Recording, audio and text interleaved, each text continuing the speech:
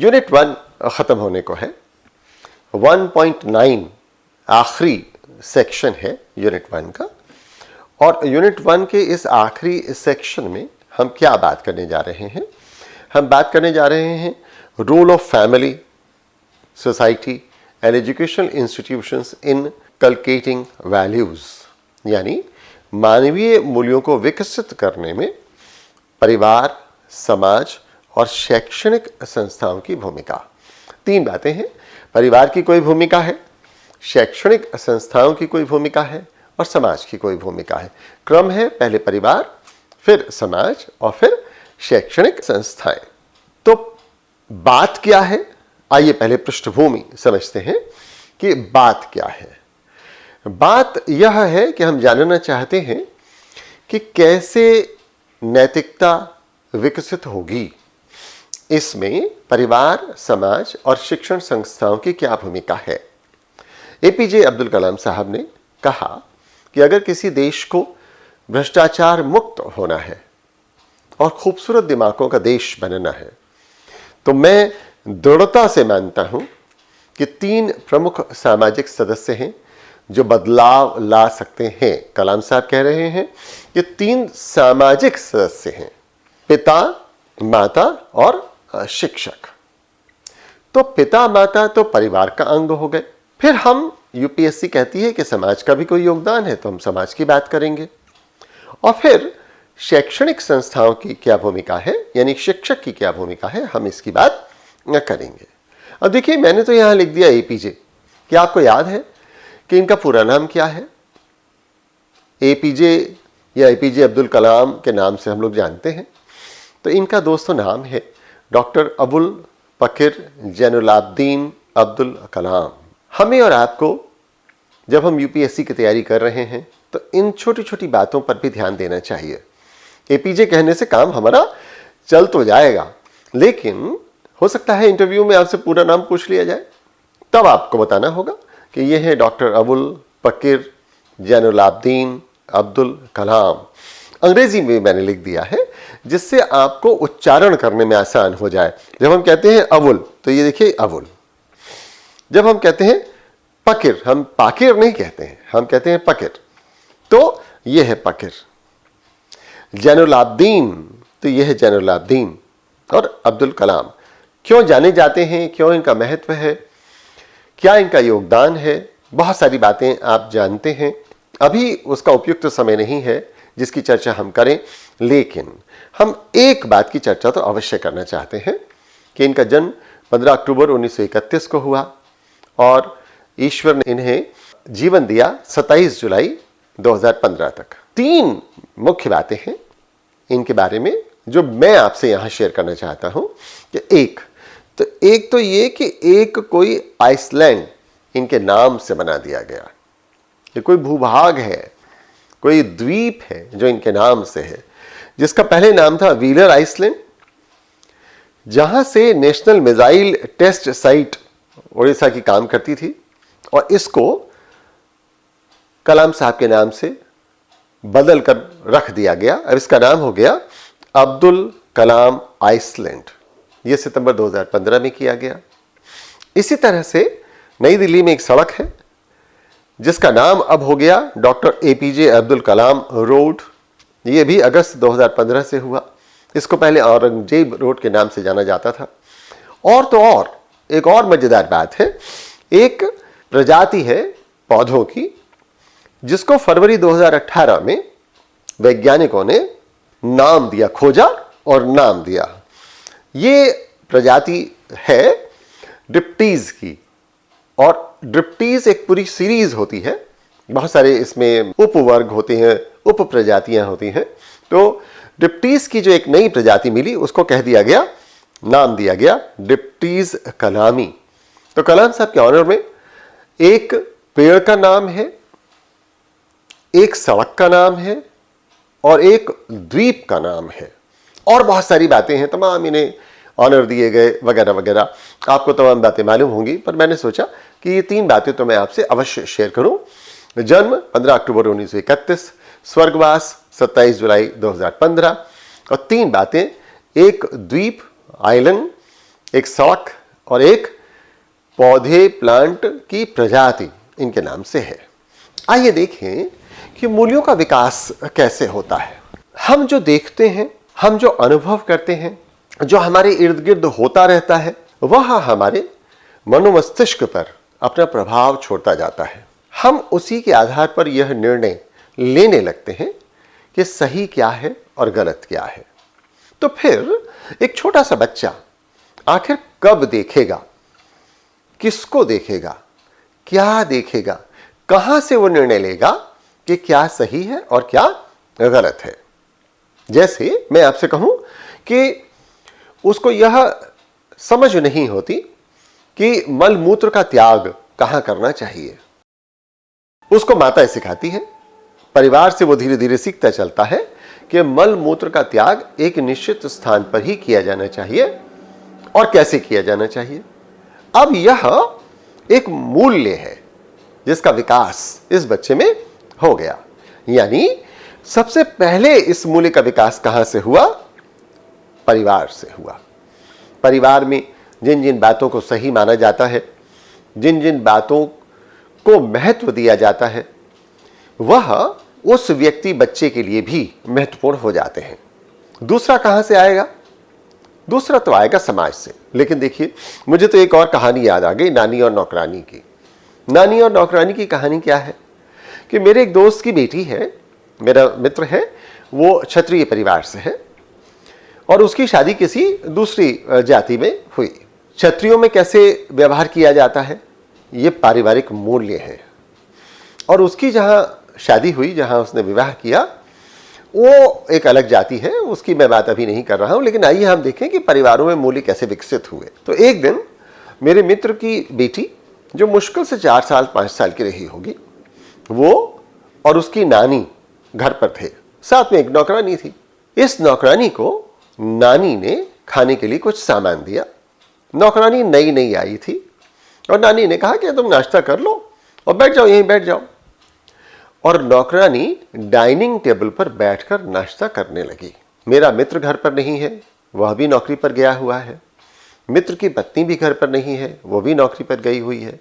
घर में कौन है? नानी, ये नातिन, मेरे मित्र बेटी और नौकरानी।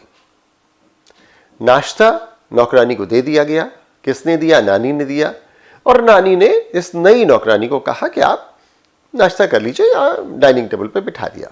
थोड़ी ही देर बाद ये छोटी सी बच्ची नानी के पास जाती है रसोई में और बताती है कि नानी, हमारे यहाँ नौकरानी को डाइनिंग टेबल पर बैठकर नहीं खाने के लिए कहा जाता है। इससे पहले मेरे मित्र के घर में ये बात कभी नहीं हुई थी, ना किसी ने ऐसा कोई भेदभाव किया था। लेकिन परिवार में उसने कभी तो कहीं देखा होगा कि नौकरानी कहाँ बैठ के खाना खाती है। नौकरानी को जब नाश्ता दिया जाता है तो वो कहाँ करती है? इससे पहले वाली नौकरानी कैसे करती थी? तो वहां से परिवार से मूल्य विकसित हो जाते हैं। और जब ये परिवार से निकलकर बच्चा बाहर जाता है तो वह आता है समाज में। सर्वप्रथम मूल्यों का विकास हुआ परिवार में और फिर मूल्यों का विकास हुआ सामाजिकरण से। आपने बहुत कुछ सीखा परिवार में और समाज में आप गए तो आपको पता लगा, अरे नहीं नहीं, इसके साथ ये भी किया जाता है। किस समाज में कैसे किया जाता है? मैंने देखा कि छोटे छोटे बच्चे अब अक्सर कोई भी बात होती है तो ऐसे ऐसे करते हैं। कैसे हुआ? क्योंकि वो एक दूसरे समाज में जाने लगे, शिक्षण संस्थाओं में जाने लगे। देखिए, फिर विद्यालय, जो बच्चे कॉन्वेंट स्कूल में जाते हैं वो अक्सर आपको ऐसा करते पाए जाएंगे। कैसे? क्योंकि उनका समाज बदल गया, वो अब एक दूसरे समाज जीने लगे और वहां से भी उन्होंने मूल्य सीखे। तो समाजीकरण से भी हमारे पास मूल्य विकसित होते हैं। और फिर उसके बाद विद्यालय है। मुझे याद है कि जब मेरा बड़ा बेटा स्कूल जाने लगा और लौटकर आया तो उसने कुछ ऐसे शब्दों का प्रयोग किया जो अभद्र थे, संसदीय भाषा जिसको हम कहते हैं नहीं थे। मतलब आमतौर से परिवारों में उस भाषा का प्रयोग नहीं किया जाता है। तो मेरी पत्नी तो एकदम परेशान हो गई कि ये क्या बात है, ये कहां से सीख गया, स्कूल से ही क्या सीख के आ रहा है, स्कूल में ये सब सिखाने लगे हैं क्या? ना, स्कूल में नहीं सिखा रहे थे, उसके समाज का दायरा बढ़ गया था। अब उसके समाज में वो लोग भी आ गए थे जो उसके साथ बस में जाते थे, और उस बस से बस से वो बच्चा जाता था, या जिस ट्रॉली से वो बच्चा जाता है, जिस नौकर के साथ वो बच्चा जाता है, जिन सहपाठियों के साथ वो बच्चा जाता है, उनसे भी कुछ सीखता है। तो वहां से भी लर्निंग आती है, वहां से मूल्यों का विकास होने लगता है। और उसके बाद फिर विद्यालय बच्चों को सिखाता है, मनुष्य को सिखाता है कि क्या सही है और क्या गलत है। तो एक तो ये हुई बच्चों, दोस्तों, पृष्ठभूमि, यानी एक भूमिका परिवार की है, दूसरी भूमिका समाज की है, और तीसरी भूमिका शैक्षणिक संस्थाओं की है। परिवार प्राथमिक इकाई है जहां से कोई भी बच्चा जो धीरे धीरे विकसित होगा वह मूल्यों का बोध प्राप्त करता है। किसको हम क्या सही माने, क्या गलत माने, उसके ऊपर इस वातावरण का प्रभाव पड़ता है। अगर यह सकारात्मक है, मूल्य युक्त है, तो आप समझते हैं कि बच्चा भी उसी तरह से सोचने लगेगा, वह भी सकारात्मक दृष्टिकोण के साथ पैदा होगा। और यदि यह नकारात्मक वातावरण है तो फिर उसके पास कोई इलाज होगा नहीं, वो नकारात्मक ही सोच होगी, उसको यह भान ही नहीं होगा, समझ में ही नहीं आएगा, जान ही नहीं पाएगा, जानकारी ही नहीं होगी कि ये सकारात्मक है कि नकारात्मक है। उसके लिए तो वही सही है, यानी सकारात्मक और नकारात्मक के बीच का अंतर नहीं पता होगा और वो नकारात्मक भाव से जीता रहेगा। यहां हमें यह समझने की जरूरत है कि क्यों यूपीएससी ने इस पेपर को यहां इंट्रोड्यूस कर दिया। मैं आपको पहले भी बता चुका हूं, आज फिर दोहरा दूं कि बहुत से प्रशासक जो चुनकर आने लगे, आईएएस, एलाइड सर्विसेज में ऑफिसर्स अपॉइंट होने लगे, वहां पाया गया कि इनमें नैतिकता का अभाव है। बहुत बुद्धिमान हैं, बहुत अच्छे हैं, बहुत कर्मठ हैं, परिश्रमी हैं, लेकिन नैतिकता का अभाव है। अब नैतिकता कोई ऐसी चीज तो है नहीं जिसको इंजेक्शन लगा दीजिए तो नैतिकता आ गई, या गोली खिला दीजिए तो नैतिकता आ गई। अच्छा, यूपीएससी सेलेक्ट करके आगे सरकार को दे देता है। सरकार की अपनी प्रशिक्षण देने वाली संस्थाएं हैं, अलग अलग तरह के प्रशासकों के लिए, अलग अलग, कहीं कॉमन होगा, कहीं कुछ अलग अलग प्रशिक्षण दिया जाएगा। तो कैसे नैतिकता बढ़ जाए, कैसे नैतिकता को बढ़ाया जाए, तब फिर बहुत विचार विमर्श और चिंतन के बाद यह तय हुआ कि यूपीएससी में एक पेपर इंट्रोड्यूस कर दिया जाए, जिससे जो पास होकर आ रहा है, जिसकी नियुक्ति की जा रही है, उसमें नैतिकता का कोई बोध तो रहे, कम से कम उसको यह तो मालूम रहे कि क्या सही है और क्या गलत है, या उसके पास वो टूल्स रहें कि जिससे वो पता लगा पाए कि किसे सही माना जाए, किसे गलत माना जाए। या एक और बात है, कम से कम इतनी समझ तो रहे कि मेरी जो समझ है वो गलत हो सकती है। आइए देखें कि सही क्या है, सही को भी हमें खोजना पड़ेगा। तो इसीलिए यह पेपर यहां इंट्रोड्यूस किया गया। परिवार बताता है कि सही क्या है, गलत क्या है, जैसा परिवार में होता रहता है उसी के आधार पर व्यक्ति सही और गलत समझ लेता है। बच्चा तो कच्ची मिट्टी के समान है, जिस रूप में आप उसको ढालिएगा वो हो जाएगा, जैसे सीख लीजिएगा, सिखा दीजिएगा, वो सीख लेगा।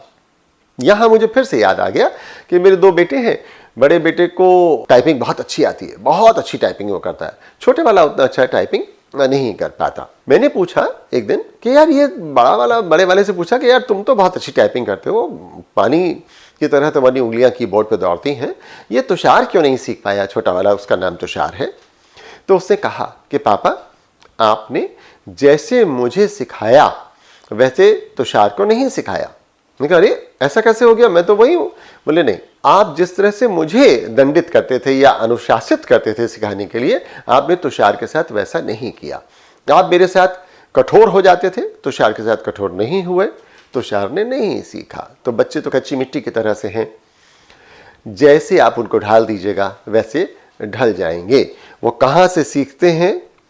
वो इमिटेट करते हैं, नकल करते हैं। बच्चा यहीं से हमेशा सीखता है। मुझे फिर से याद आ गया कि जब ये बड़ा वाला कुर्सी से उतरता था तो कहता था उतरोगे, और फिर उतरता था। अब मैं आश्चर्यचकित कि ये उतरोगे क्यों कह रहा है, खुद ही तो उतर रहा है, तो फिर उतरोगे क्यों कह रहा है। उतर जाए, उतरना सीख गया है, कुर्सी से उतर जाए, उतरोगे क्यों कहता है। तो मुझे समझ में आया कि जब भी वो उतरने की चेष्टा करता था और उतर नहीं पाता था, तो हम में से परिवार का कोई भी सदस्य कहता था अच्छा उतरोगे, और उसको उठाकर नीचे कुर्सी से उतार देते थे या नीचे बिठा देते थे। यानी उसको ये सामंजस्य समझ में आ गया, उसको एक सिंक समझ में आ गया कि एक ध्वनि है उतरोगे, और उसके साथ कुर्सी से उतरा जाता है। अब देखिए कच्ची मिट्टी है, उसने अनुकरण करना शुरू कर दिया, उतरोगे और उसके साथ उतरता था। तब उसको धीरे धीरे समझाया गया कि बेटा ये तो आप जब उतरने का प्रयास करते हैं तब हम लोग पूछते हैं कि आप उतरोगे, और तब आपको उतार देते हैं। आपको उतरोगे कहने की आवश्यकता नहीं है। यानी हुआ क्या कि बच्चा इमिटेट करता है, अनुकरण करता है, जो जो आपको करते देखता है वह करता रहता है। मेरे एक मित्र ने कहा कि उनका बच्चा जो है वो उससे कुछ भी कहो तो कहता है क्या बात है, क्या बात है, क्या बात है। उससे कहिए बेटा खिलौना दे दो, बेटा आप थोड़ा आराम कर लो, कुछ खा लो, तो कहता क्या बात है, क्या बात है। तो मैंने कहा अच्छा तो आपके परिवार में जरूर कोई ना कोई क्या बात है कहता होगा। बोले हाँ, इनके दादाजी कहते हैं, जब भी कुछ उनसे पूछिए कोई बात है तो कहते क्या बात है। तो देखिए कहां से बच्चे ने सीखा, इमिटेट कर लिया। घर में कौन क्या कैसे कर रहा है उसको वो इमिटेट करता है, उसका अनुकरण करता है, उसकी नकल करता है। बंदर की तरह है एकदम बच्चा। यहीं से उसके मूल्य विकसित होने लगते हैं। परिवार में सदस्यों का आचरण, त्याग, प्रेम, सहयोग, अनुशासन, कर्तव्यनिष्ठा, उत्तरदायित्व, सच्चाई, ईमानदारी, बड़े बुजुर्गों का सम्मान इत्यादि इत्यादि जैसा भी बच्चा देखता रहेगा वैसा वैसा वो सीखता जाएगा।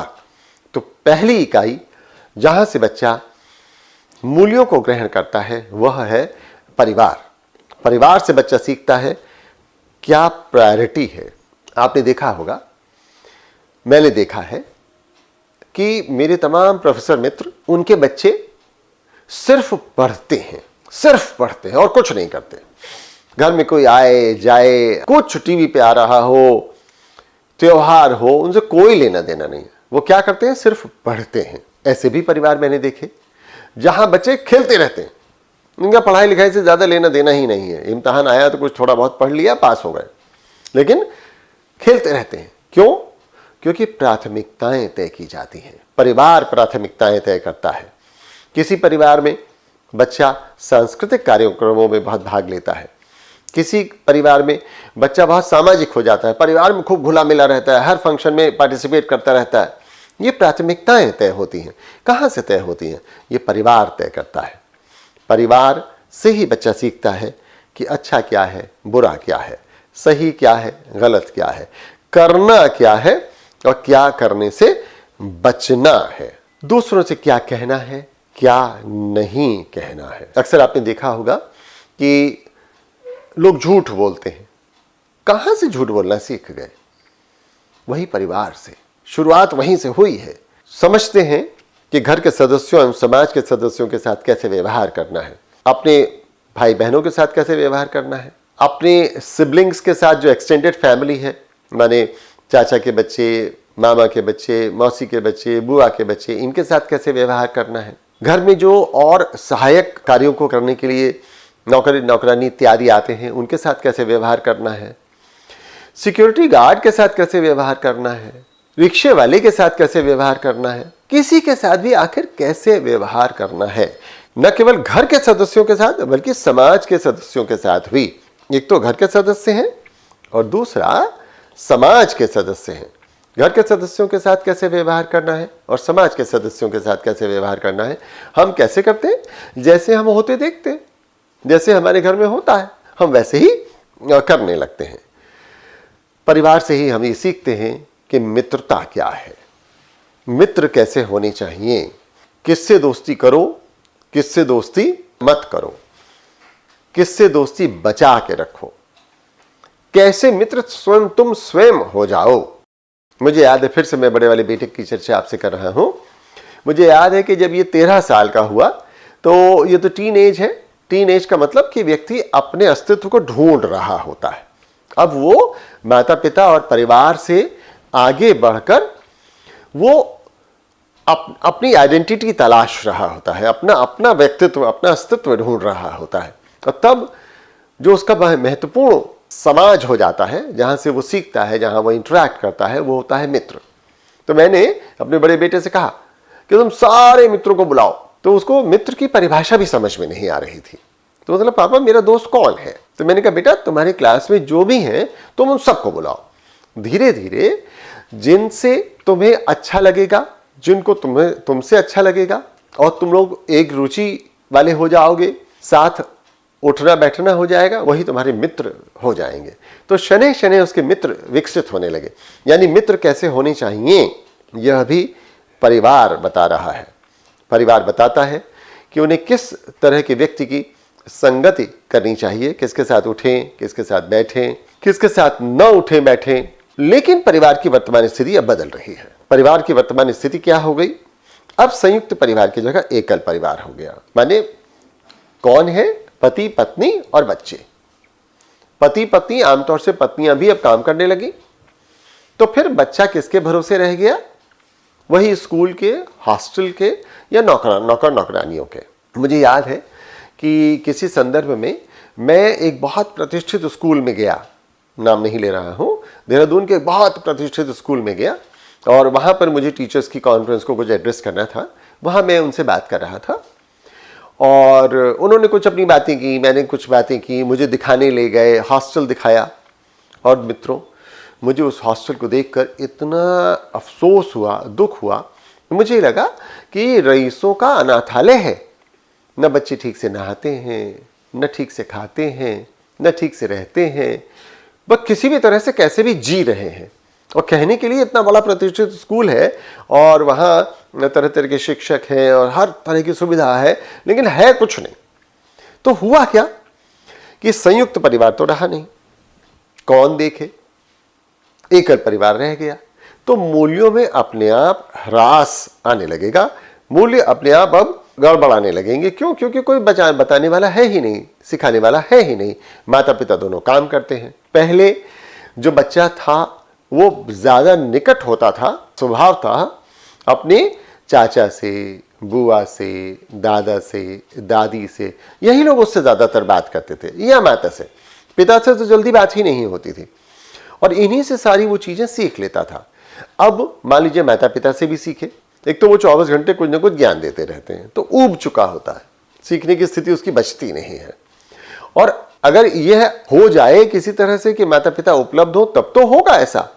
माता पिता उपलब्ध ही नहीं है तो वो माता पिता को जब 24 घंटे में कुछ समय के लिए पाता है, जब उनसे संवाद स्थापित करने की कोशिश करता है, तो उसको सिवाय डांट फटकार के और कुछ न कुछ सरमन्स, मतलब निर्देश, ऐसा करो ऐसे नहीं करते, ऐसा करो ऐसे नहीं करते, वही मिलता रहता है।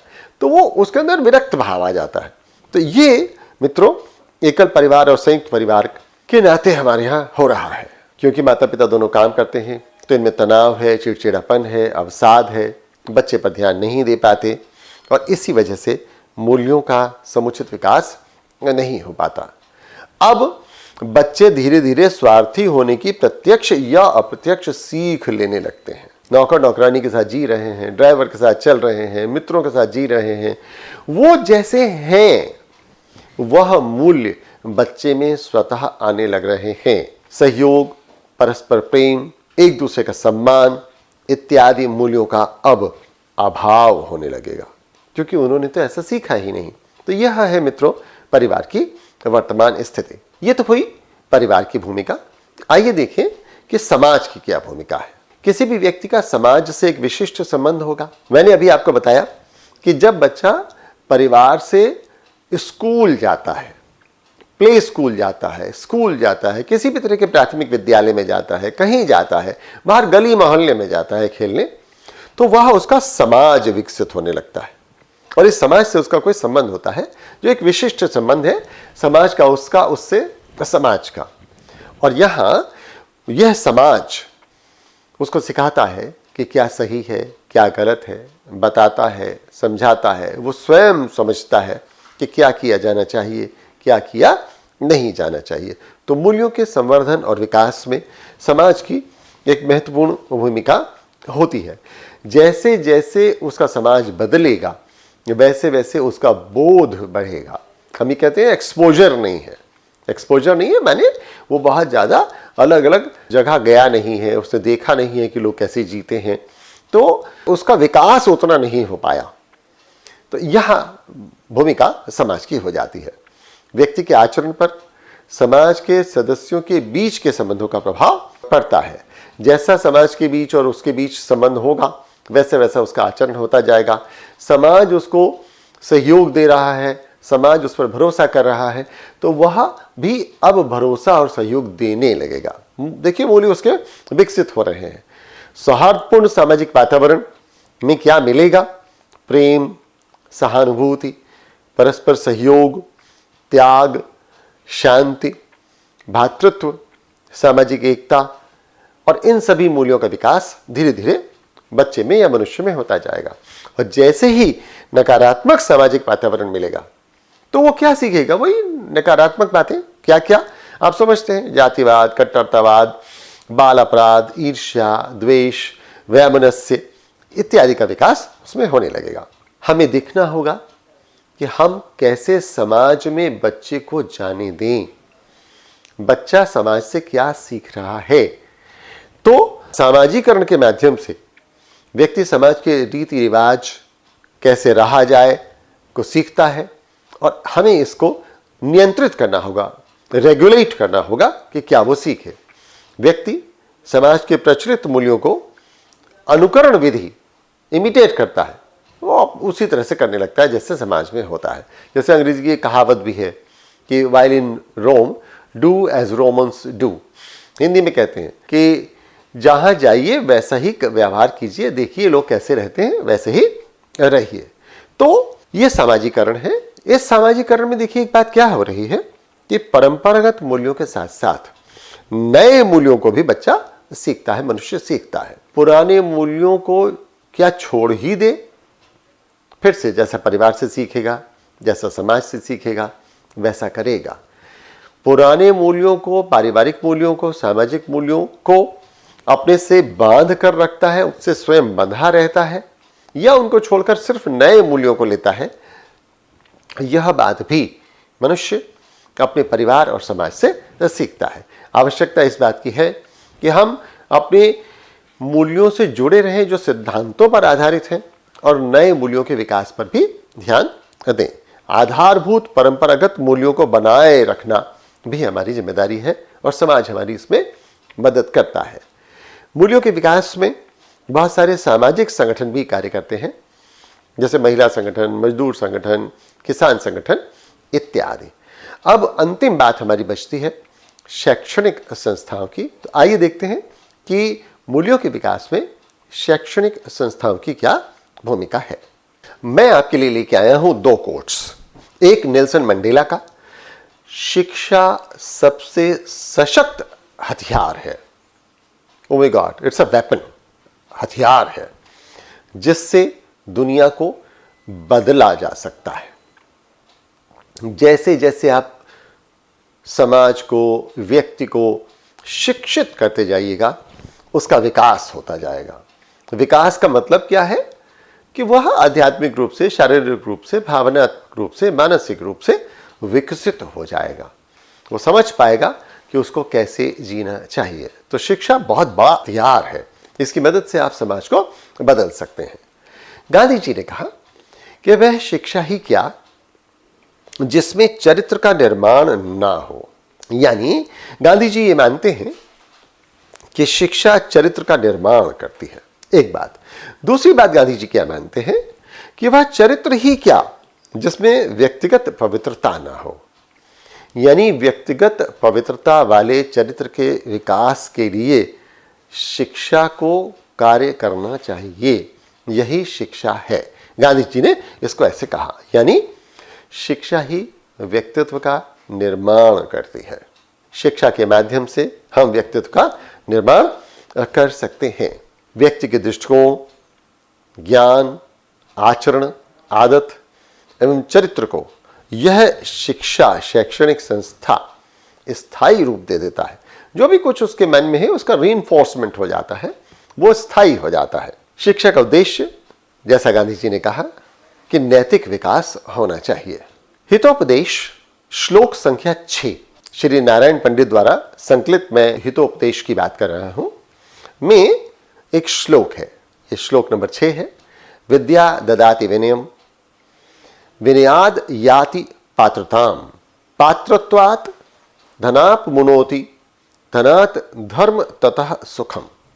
का अर्थ क्या हुआ कि विद्या से विनय आता है। विद्या ददाति विनयम, आपने यह मूल वाक्य के रूप में भी बहुत जगह पढ़ा होगा। बहुत सारी शिक्षण संस्थाओं का ये कोट होता है, लोगो होता है। सिर्फ इतनी सी बात, विद्या ददाति विनयम, विनयाद याति पात्रताम। अगर आप में विनय है तो आप पात्र हो जाते हैं, सुपात्र हो जाते हैं।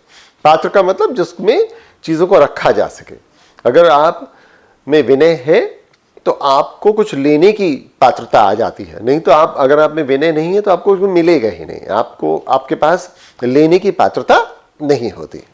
अब विद्या से विनय, विनय से पात्रता, और पात्र है तो क्या हुआ, पात्रत्वात् धनाप्नुनोति, माने अगर आप में पात्रता है तो आपको धन मिलेगा, अन्यथा आपको धन नहीं मिलेगा। बहुत अच्छा। धनात् धर्मम, अगर आपके पास धन है तो आप धर्म भी हासिल कर पाएंगे और धर्म से सुख की प्राप्ति होती है। तो फिर ये बात हमारी समझ में आ गई कि मूल रूप से क्या होना चाहिए किसी समाज के मूल्यों के विकसित के लिए, वह है विद्या। शैक्षणिक संस्थाओं की विद्या के माध्यम से मूल्य निरूपित करने की महत्वपूर्ण भूमिका है। वैसे तो हम जानते ही हैं कि मां पहली शिक्षिका है। मां की मदद से, परिवार की मदद से कोई भी कुछ सीखता है। शिक्षण संस्थाओं में कोई भी बच्चा कैसे सीखता है? सांस्कृतिक कार्यक्रमों से सीखता है। स्कूलों में बहुत सारे सांस्कृतिक कार्यक्रम होते रहते हैं। क्या सीखता है? एकता, भाईचारा, साहित्य, सौहार्द इत्यादि मूल्यों का विकास होता है। इसके अलावा स्कूल में क्या होता है? खेलकूद होता है। खेलकूद से क्या सीखेगा? अनुशासन, धैर्य, समूह की भावना, टीम की भावना, नेतृत्व, सहयोग और इमोशनल मैच्योरिटी भी आएगी। भावनात्मक बुद्धि का भी विकास होगा। स्कूल में, शिक्षण संस्थाओं में महान नेताओं, महापुरुषों की जयंतियां मनाई जाती हैं, इनकी चर्चा की जाती है, इनके बारे में बात की जाती है। तो उनकी कहानियों से भी व्यक्ति में उत्कृष्ट कोटि के मूल्य विकसित होते हैं। स्कूलों में राष्ट्रीय पर्व मनाए जाते हैं तो बच्चा ये भी समझ पाता है कि किस राष्ट्रीय पर्व का क्या महत्व है और वहां से उसमें विकसित होते हैं राष्ट्रीय मूल्य। अब देखिए, सांस्कृतिक कार्यों से, सांस्कृतिक कार्यक्रमों से बहुत सारे मूल्य विकसित हो रहे हैं, खेलकूद से हो रहे हैं, महान नेताओं, महापुरुषों के जीवनियों से हो रहे हैं और राष्ट्रीय पर्वों के माध्यम से हो रहे हैं। कौन कौन से मूल्य विकसित हो रहे हैं जो मूल रूप से हम कह सकते हैं कि ये शिक्षा की वजह से मूल रूप से मूल्य विकसित हो रहे हैं? अनुशासन, समयबद्धता, समानता की भावना, यूनिफॉर्म पहन के बच्चा जाता है स्कूल, सबको समान अवसर मिलते हैं। टीम, आप कभी टीम लीड करते हैं, कभी टीम के मेंबर होते हैं। कमजोर वर्ग के प्रति संवेदनशीलता, तरह तरह की कहानियां, तरह तरह के चैरिटेबल एक्टिविटीज आपको ये सिखाती हैं कि जो उतने प्रिविलेज नहीं हैं, उतने भाग्यशाली नहीं हैं, उनके प्रति आप क्या भावनाएं रखें। विनम्रता सिखाता है स्कूल, धैर्य सिखाता है, दूसरा जीतेगा, दूसरा की प्रशंसा होगी, आपकी भी होगी, आपका भी नंबर आएगा, अच्छा कार्य कीजिए, प्रोत्साहन देता है, नेतृत्व सिखाता है, परस्पर सहयोग सिखाता है और भाईचारे और सहिष्णुता का संदेश देता है। एक बच्चे के व्यक्तित्व निर्माण में माता पिता और समाज के बाद अगर किसी का योगदान है तो वो शिक्षण संस्था का है। बच्चे प्रायः शिक्षक के आचरण का अनुकरण करते हैं। आपने देखा होगा कि बच्चे कैसा दिखना चाहते हैं, कैसा होना चाहते हैं, जैसे उनके टीचर हैं, क्या मैं टीचर की तरह से दिखने लगा, चश्मा लगाने लगते हैं, छड़ी वड़ी लेके चलने लगते हैं, किताब पकड़ने का अंदाज वैसा हो जाता है। तो बच्चे वह होने की कोशिश करते हैं जैसा उनका शिक्षक है। मतलब आमतौर से तो ये कहा जाता है कि सब वो शिक्षक जो है वो बच्चे का पहला आदर्श विकसित हो जाता है। उसका एक्सपोजर तो है नहीं, बच्चे ने आमतौर से परिवार देखा, माता पिता देखा, वो तो टेकन फॉर ग्रांटेड है, वहां से तो उनके साथ तो वो जी ही रहा है, रह ही रहा है। लेकिन जब एक्सटर्नल एनवायरनमेंट में कोई उसको ऐसा मिला जिसका प्रभाव उसके ऊपर पड़ रहा है, तो वह है शिक्षक। तो बच्चा शिक्षक के बहुत सारे आचरणों का अनुकरण करता है। इसीलिए अब शिक्षक की महती जिम्मेदारी हो गई, शिक्षक की जिम्मेदारी हो गई कि वह उच्च स्तर का नैतिक मूल्य व आदर्श प्रस्तुत करे। तो मित्रों, इतनी बात हुई हमारी 1.9 की। 1.9 में हमने क्या देखा? 1.9 में हमने देखा मानवीय मूल्यों को विकसित करने में परिवार, समाज और शैक्षणिक संस्थाओं की भूमिका। पढ़ते रहिए, आगे बढ़ते रहिए, तैयारी करिए, सफलता मिल ही जाएगी।